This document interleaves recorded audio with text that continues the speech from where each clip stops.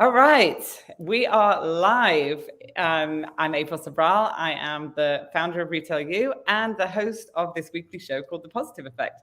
And today I am bringing on Phil Dubino. I don't even say your last name right, Ubino. Durdano. Urbano. I've worked with you for so long and I could never say it. I don't know why. That's fine. Anyway, Phil, welcome to our show. I'm so excited to have you on today.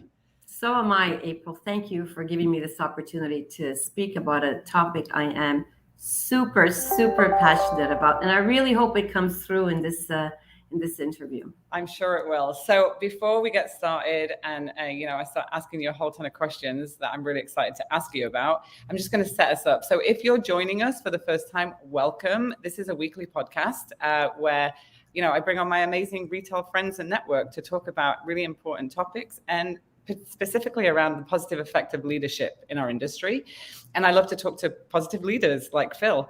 If you're joining us, put your name in the chat, tell us where you're coming from, say hi. And then if there's anything that resonates with you through this, or you have any other questions for me and Phil, just put them in the chat too, because we'll go back and read them afterwards.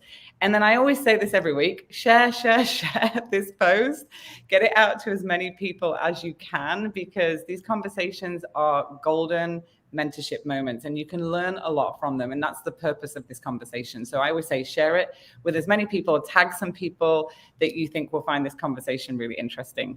So with that, I'm going to ask you, Phil, to kind of introduce yourself, tell us who you are, what you do, and then we're going to jump into asking you about your favorite subject, which is mindfulness. Excellent. Thank you, April.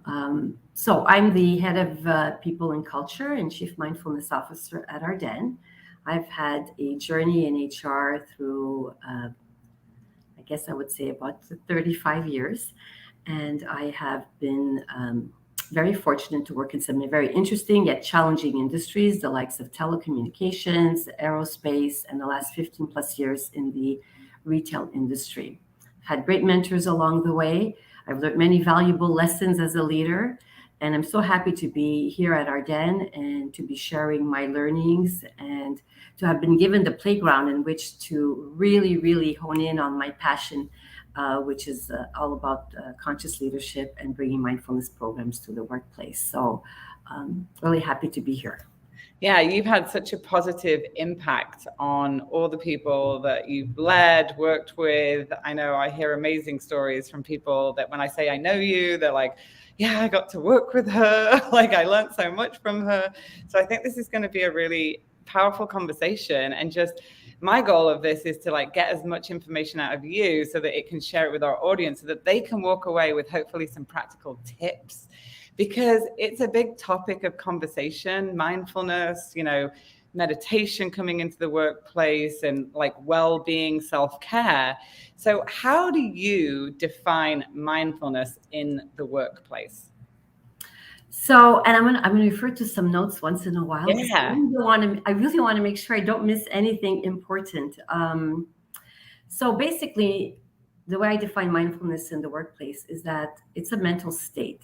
And it's achieved by focusing one's awareness in the present moment. So really calmly acknowledging and accepting one's feelings where you're at in the present moment and observing those thoughts, emotions, and feelings without judgment. And when you practice and strengthen this ability through very different mindfulness practices, and you'd be surprised how we actually do and practice mindfulness without even being aware of it sometimes. It really helps us to step out of our busy mind, right, and bring our best self forward. And this helps us to handle any situation, whether it's in life or in this case, we're talking about our work life, right? So you're able to do that, you really bring your best self forward. So I look at it as a state of mind. It's a state of being, and it's all about being more present so you can react more effectively to what's going on around you. I like what you said about becoming more aware of your emotions and how you're feeling in that moment, because I feel like I grew up in the era of leadership where it was don't show your emotions, don't, separate them. It doesn't matter if you're liked as a leader, which I don't really necessarily agree with, because I think people have to kind of like you a little bit to want to work for you. So I love that you say that about becoming more aware of your emotions, because I think sometimes we kind of feel like we have to not push that down and then not recognize it. And then when we communicate with people, it may come out in ways that we're not even realizing when we're talking to people, right? And leadership is all around communication. And, I believe communication and how people feel about working for you. So I think what you're saying about mindfulness is being present, becoming more self-aware is going to have an impact on the way that you lead others, right? Absolutely. Because, effective leadership is all about also having very strong EQ and emotional quotient or intelligence. And mindfulness helps you to deal with those emotions more effectively. So, you think about emotional intelligence and you think it's all about expressing your emotions, whereas mindfulness helps you to hone in on those emotions and be able to deal with them more effectively. So it's not about suppressing them, it's about being aware of them. And then how do you use where you're at more effectively? So once you're more self-aware, you're able to manage that around you a lot more effectively than to just automatically react to a situation. Oh, yeah. And I think in the last year and a half, we've probably been through a lot of emotions as leaders because we're dealing with so much ambiguity in what's going on. And that can be difficult for people, right? Like we talk about that all the time, ambiguity when you're growing in leadership roles, but it's been a year and a half of it. And I think even now going into this holiday, it's still the same way. We don't know what's going to happen. So, becoming more aware and more present is, it's a tool. And I've been doing meditation for a long time, but I'm certainly not as consistent as I would like to be. And that's why I like mindfulness, because mindfulness is like, meditation is like a task you kind of have to do, but mindfulness, like you say, is like a state of being, right? Yes. And there are so many mindfulness practices that one can do it goes beyond meditation. It goes way beyond meditation. And so we could talk a little bit more about that. But what you said is really key. And tolerance for ambiguity, April, we've had this conversation many times. Forget the pandemic, just forget everything that's been going on around us. Working in retail is all about having a high tolerance for ambiguity. Yeah. In my experience, having been in retail for the last 15 or so years, when we're hiring people from outside of retail, there's a huge adjustment curve.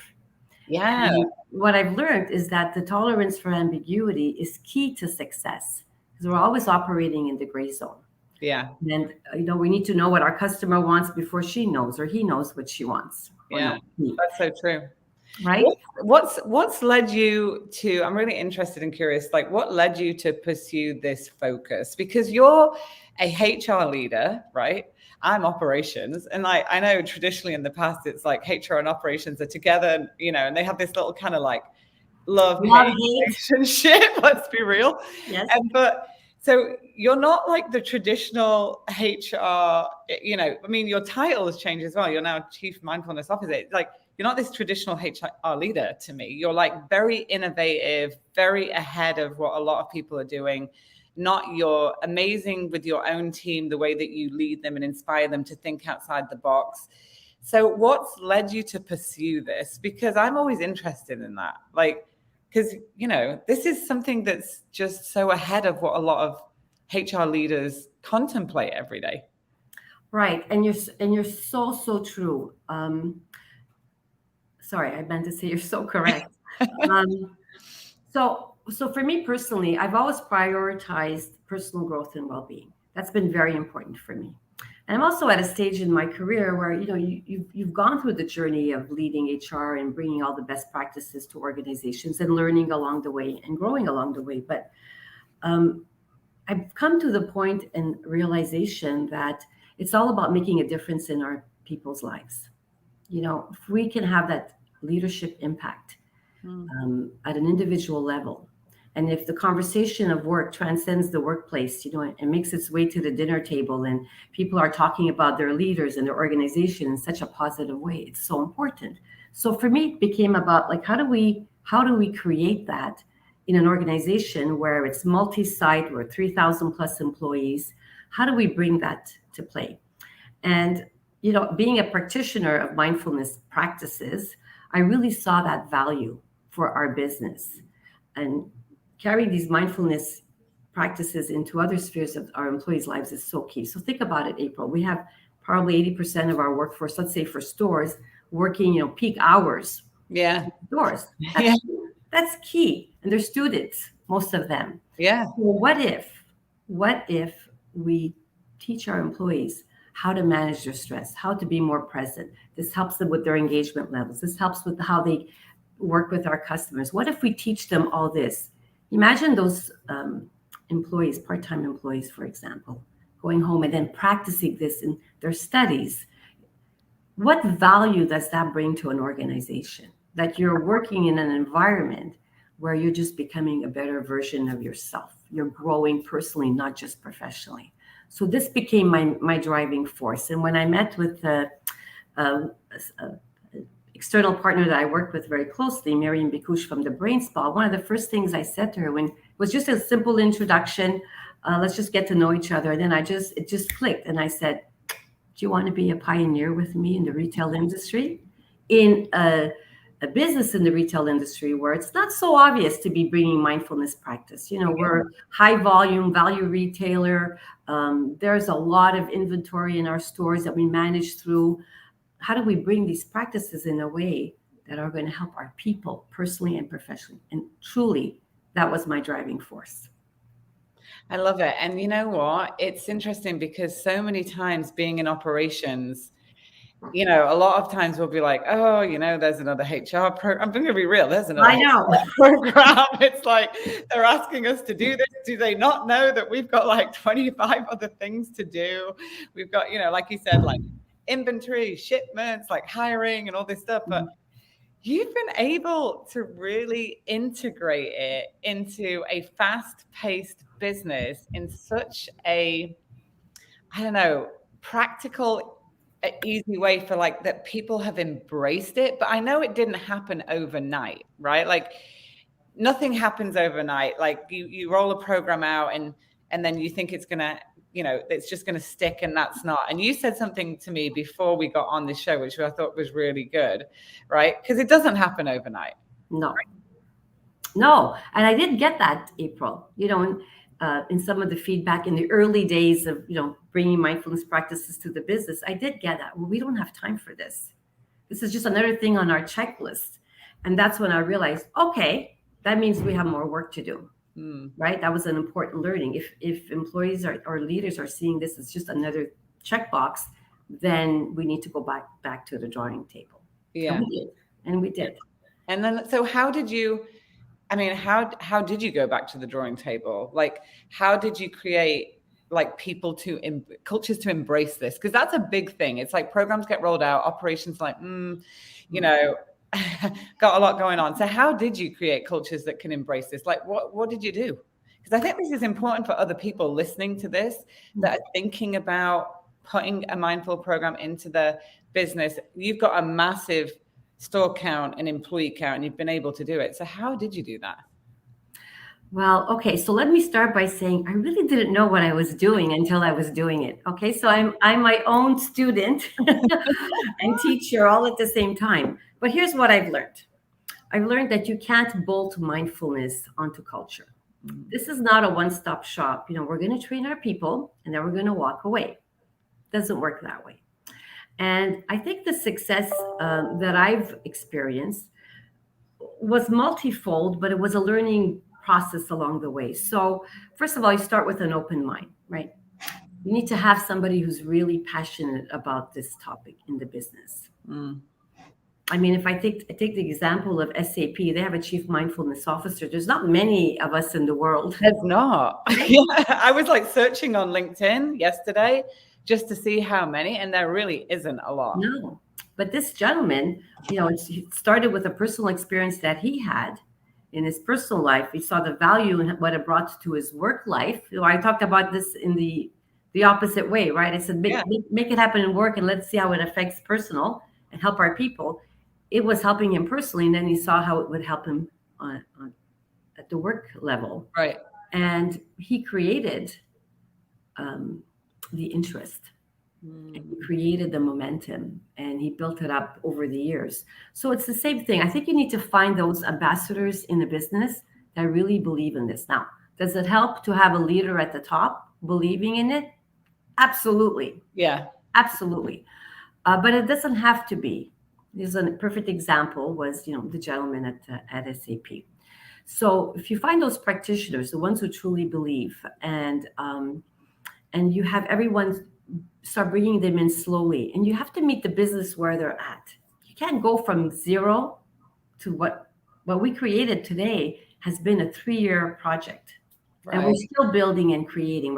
Or mindful, the discussion of mindfulness in our business is a weekly discussion. It's in everything that we do, but it took time and patience and resilience. And when you get the feedback that you don't really want to hear, Yeah. you Yeah, we've all work got with that. it. You Yeah. work with it, right? You Yeah. don't let it discourage you. And that's really important. So in our case, we started with the leadership team. We put out some training out there, and we put out training for all the employees at head office. We saw the opportunity to bring this into stores just before holiday. We engaged with the leadership team, and I have to say that the stores leadership team here at Ardene were and will always be phenomenal, because they really embrace these practices in our business. So if any of you are listening, thank Yeah. you, thank you. I can echo that 100%. Right? Yes, because you've seen it, Yeah. firsthand. Yeah. So, and we bring mindfulness practices. We really were able to operationalize them. Yeah. So it's not just the training that you learn about it. Like, it's important to learn. It's important to understand. It's important to understand the benefits, the research behind it. So it brings credibility to the topic. That's important, right? Yeah. Especially for the skeptics. It brings Yeah. credibility. But then you start to build on best practices. You start to build on testimonials. And most importantly, when I said operationalizing mindfulness is all about bringing it into your daily routines. So, for example, we've created what we call mindful moments. And so I have it right here. Ah, this is such a good program. I haven't seen anything like this anywhere in any retailer. And I talk to a lot of retail leaders, but I can honestly say I don't know anybody that's doing anything like this. So show us. Yeah. So we have what we call our mindful moment cards. And if you see, we have like a little, oops, I'm not good at this. Here we go. A diagram of all the store roles, right? And we've created mindfulness practices. For example, I actually put some, we've created mindfulness practices depending on what role you're in. So we explain the practice, we explain why is it important and what are the benefits, and what are some instances in which you could use it. So, when you have an irate customer, when you're even as simple as when you're folding inventory, how could you create a mindfulness practice out of just folding inventory, for example? So we've made it real for our teams, and then we've encouraged them to get involved and create their own mindful moments. And I'm always blown away by some of the feedback that I receive. They create jars, what they call positive moments, and they draw from it. It doesn't even come from HR, which is amazing. Yeah. I don't want it to come from HR. I don't want to own this. I just want to lead it, but I don't want to own it. I want everyone to own it. And that's what's happening when you start to build it into your everyday practices. Yeah. And you create great moments of recognition. We've had what we call mindfulness challenges. So we encourage people to do practices every week. We've had online meditation made available, and we engage with all employees to jump on those calls, just by making it real in the business, and leveraging the best practices and sharing those testimonials. When it comes from the people, it has so much more value. Well, yeah.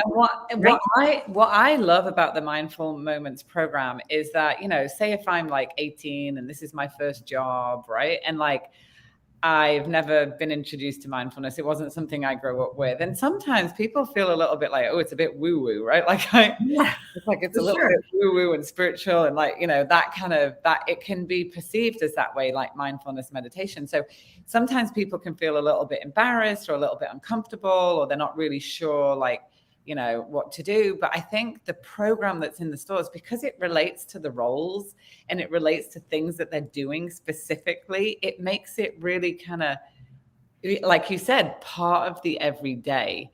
It's not something that's separate or something that's out there. It's like part of what we do every day. We just do everything in a mindful way, which, like you said, then translates like a ripple going out to their families, their friends, or however they're working with customers, which is just so amazing. Like, honestly. April, I'm so happy you said that. And I know that you have firsthand experience with our stores team. So it really means a lot that you're sharing that with me and with everyone on this call. My greatest moment, I have to say, and I call it my greatest moment, but it's really our greatest moment. And I've shared it to others at Ardene, was when one of my colleagues shared a post, an online post between two customers.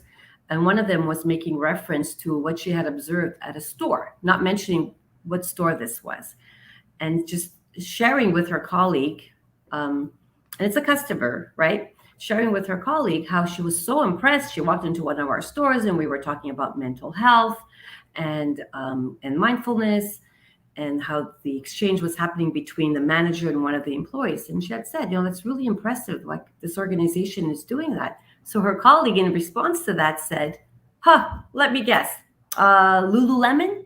And she said, no, actually Ardene, right? And I was so proud of that moment because, like I said before, it's not so obvious. And so if we could be successful at bringing these programs to the business, I really think the sky's the limit for any organization, right? You just need to really believe in the impact of mindfulness in our lives, not just in business, in our lives. In our lives, we need it. We've always got like so much going on, and there's so much expectations on us. And like you said, retail is full of so much ambiguity and change management and just so much going on all the time that it just makes us, like you said, better humans, and we're helping people to be better humans.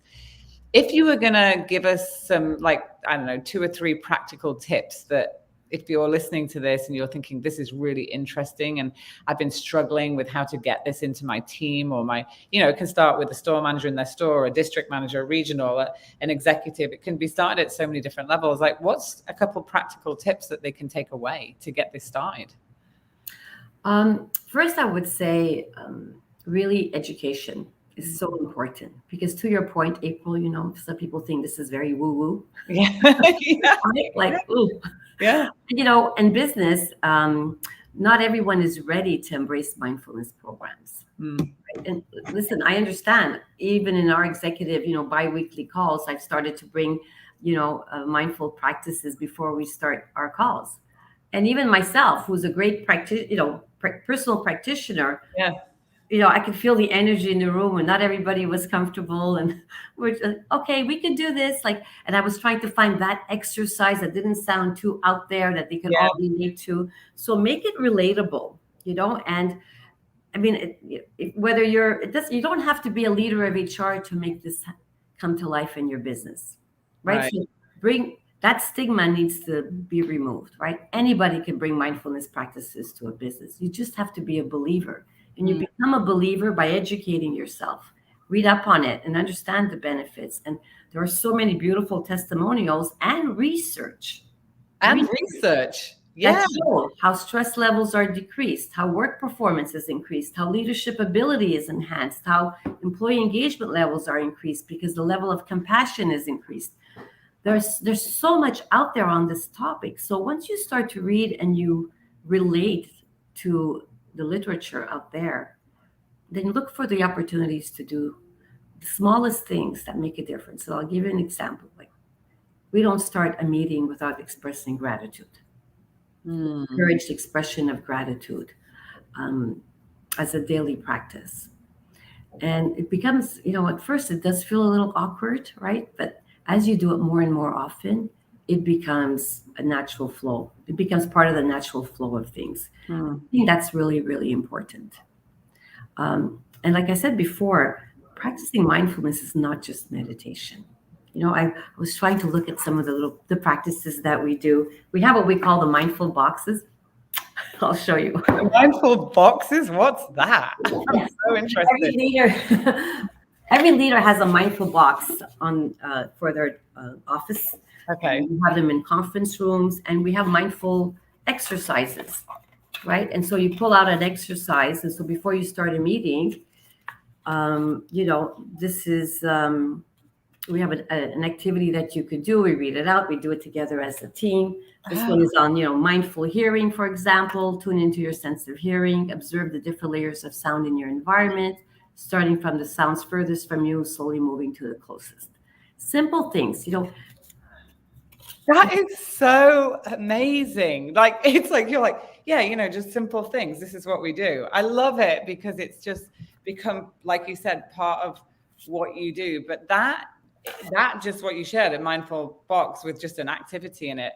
God, so many people could benefit just from putting something so simple like that into their Yes. meeting.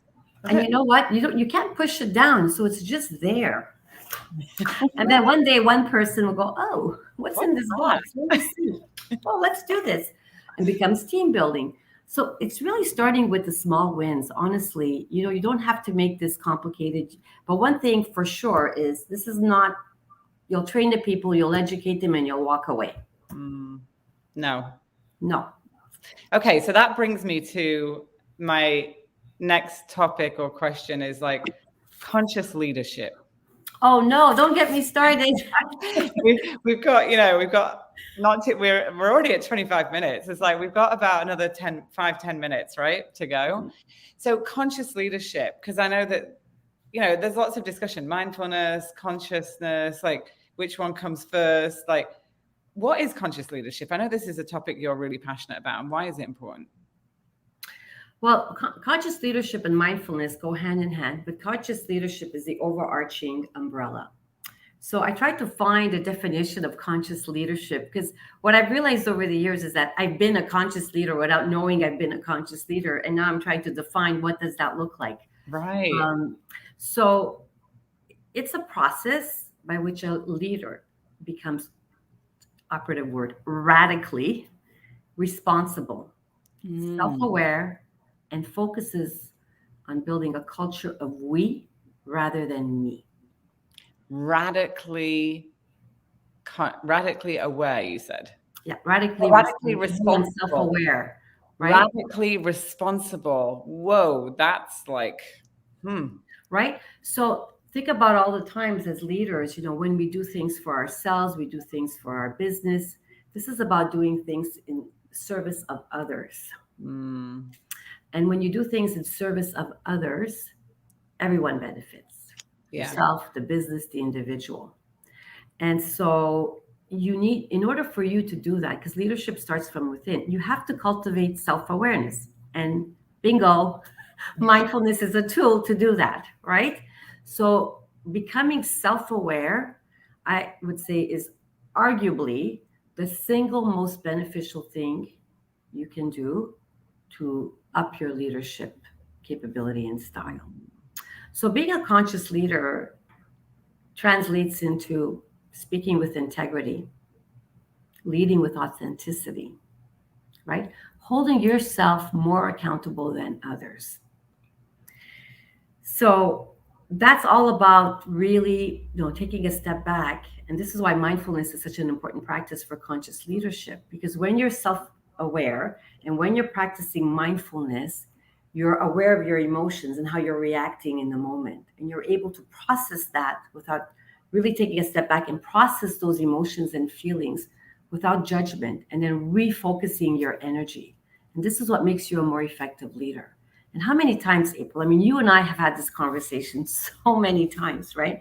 How many times, have we talked about the importance of, doing good for the greater good?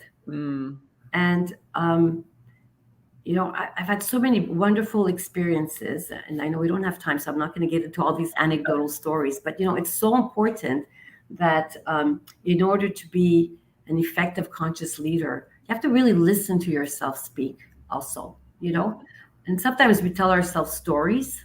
Yeah. Right? Yeah. Not like in the moment, we tell ourselves stories. That's why, it's important that when we're more aware, we listen to our words we're using.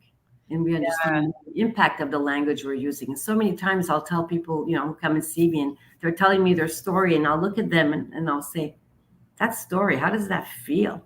And they'll say, that doesn't feel so good. I go, let's change the story. Let's use different words and tell me that story with a different mindset. Just a simple shift like that changes the energy. Simple shift in perspective can change that energy. And, I listen to some stuff every morning when I get up, and it's about, like how you speak, how you show up in the world, and what you say. And like human nature is, we like to talk about the problems over and over and over again. We call somebody, do you know what happened today? This person said this to me today. This is the reality. Like, our people that work with us, for us, do it when we show up in a certain way. They're telling 10 other people how we spoke to them, what we said, how it affected them, how it made them feel. We're doing it all the time. Call my best friend. Oh, you know what happened today? Like, we're always having this conversation about how we feel about situations, conversations, leaders we work for, leaders we work with. So now you're bringing this all back to, it starts with us as being a conscious leader. And I'm becoming more aware of that, of how I take things, feel about things, and then like, doesn't feel good. I'm going to shift it to feeling good because I want more of that. And I want to make sure that I'm being aware of how I speak to others and sharing more compassion, because going through what we've been through is heightened everybody's stress levels. And so things that maybe we didn't even know we had issues around have now come all up to the surface, right? So being that more mindful, being more conscious. I had an experience the other day where I was like in my head, I was like, I want to give this person this feedback this way. And I was like, hold on a second, April, be mindful, be conscious. What would Phil say in this situation? And I think, I need to call Phil, like you're always in my mind when I think about like, how do I shift this conversation? And I thought, I'm going to show up with compassion. I'm going to share something, how I feel, but also how I want to feel better about it. And I shifted the conversation, and it really makes a huge difference. It's key, April, because, I've said it so many times, even, in individual conversations with others, when they come and they talk about something that's not working, we have a tendency to always look outwardly. Yes. To the problem, right? And when employees sometimes come and see me, and I'll say, well, we're not going to talk about your boss. Yeah. Because if you're not getting the results you're looking for, that's a reflection of something that's going on the inside. We need to focus on you. I always bring it back to the self. Yeah. Right? Because we're not responsible for the behaviors of others. We're responsible for how we process that and what we do with what's going on around us. So if we always turn our attention back to self and become self-aware and put in practices in place to help leaders do this too, it's inevitable. Everyone will lead differently, and you're going to have a different mindset. When something is happening around you, you're going to assume positive intent. One organization really taught me that one. And you know who you are. Assume positive intent. Something as simple as that when you're in the moment, just assume positive intent. I mean, no one gets up in the morning thinking, wow, I can't wait to go to work and make a mess of things. Yeah. When I worked at Apple, assuming positive intent was a big deal. Going into conversations, assuming positive intent. It was like actually one of their values or something. I remember it being throughout every training that I went to. Yeah. So we're coming up on time. Yes. Oh, I could talk to you all day about this, and maybe I'll have to have you back for a part 2. With pleasure. But what do you predict will be more important for HR teams then to focus on in the next decade of leadership? I think HR leaders really need to shift their focus and become a lot more entrepreneurial in how they see things evolving in business. And the whole concept of conscious leadership and mindfulness in the workplace, I think is just going to become much, much more heightened. And I think HR leaders need to understand and appreciate this and look for opportunities to build this capability in their business. To me, that's the magic formula, right? So we can build programs and we can do all kinds of wonderful things, but it comes down to really shifting our focus. And for me, April, like one of the most important things for leaders, if I can leave a message before we sign off, is that as we climb up the corporate ladder, so does our ego. Yeah. Right. Yeah. And that does not work in our favor as leaders. And I feel like we need to shift. We wear different lenses as leaders going forward. And if HR practitioners can appreciate this and help their leaders shift their focus, it would be key. So I always say that, instead of leading, start teaching. Right? You do say that. right? Because there's no ego in teaching. When we're teaching or teachers, they don't go. So it's very rare you're going to see a teacher who has a really, issue, less huge issue with ego. We're there to teach, and if you don't learn, we'll find a different way to teach you. We're going to keep going until we both, like, you learn and we both grow from that experience, right? Because it takes us out of our comfort zone because we have to find creative ways to get the message across. But we're more patient, we're more resilient, we're more perseverant.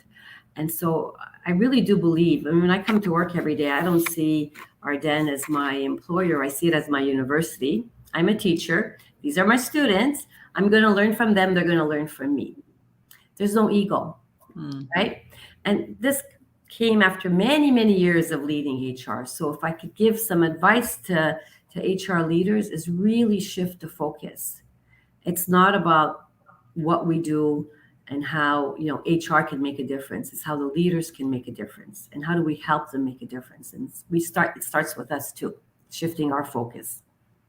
Oh, thank you so much, Phil, for this conversation. You can go back and read all the comments. There's a ton of comments in the chat afterwards. So yeah, really good insight. So you know what? This was awesome. I hope that lots of you got golden nuggets out of this. I know I have. And you are a true example of a conscious leader that practices mindfulness. And I feel very fortunate to get to work with you and know you.